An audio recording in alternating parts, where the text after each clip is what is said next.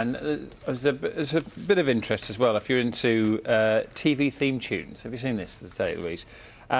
Because more than 20,000 Classic FM listeners and Radio Times readers have voted for their favourite TV score. So I'm assuming they're all classical, because there's a few I'd throw in here. But Inspector Morse. It goes in at number 1. The top, that's the one that goes beep, beep, beep. I knew you'd know that. Oh, yeah. My favourite, which is Doctor Who, only gets in at number 13.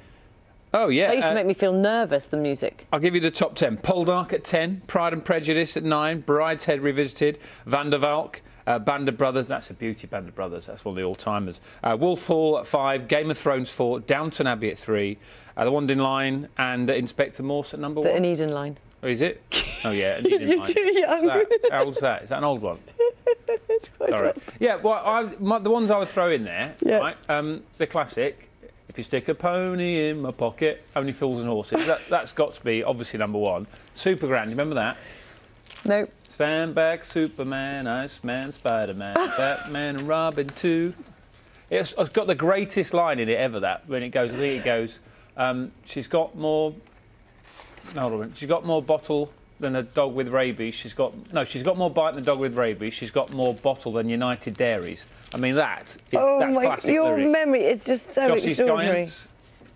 Oh, honestly, come on. You wasted Make a proper list. This is quite fun. This is about the Rolling Stones. And, you know, there are super fans and then there are super fans.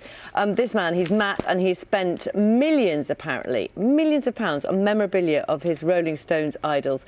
He's seen the Rolling Stones 200 times in 28 countries, spent millions on his 100,000-piece memorabilia collection, was an executive producer on one of Ronnie Wood's solo albums. He's from London. He's Matt Lee, and he's apparently the greatest Rolling Stones superfan. And to prove it, holds the Guinness World Record for having the biggest collection of Stones memorabilia. I mean, that is proper dedication. I know you weren't here last week, but there's some lovely tributes to Charlie Watts.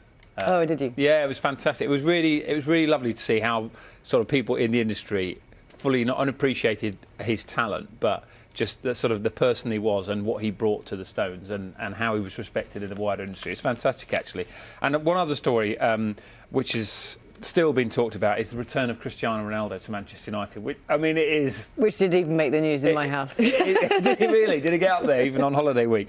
It was incredible, and quite a few of the papers are picking up on their back pages today. He's 36 at the minute, so back at Manchester United the first time in a while.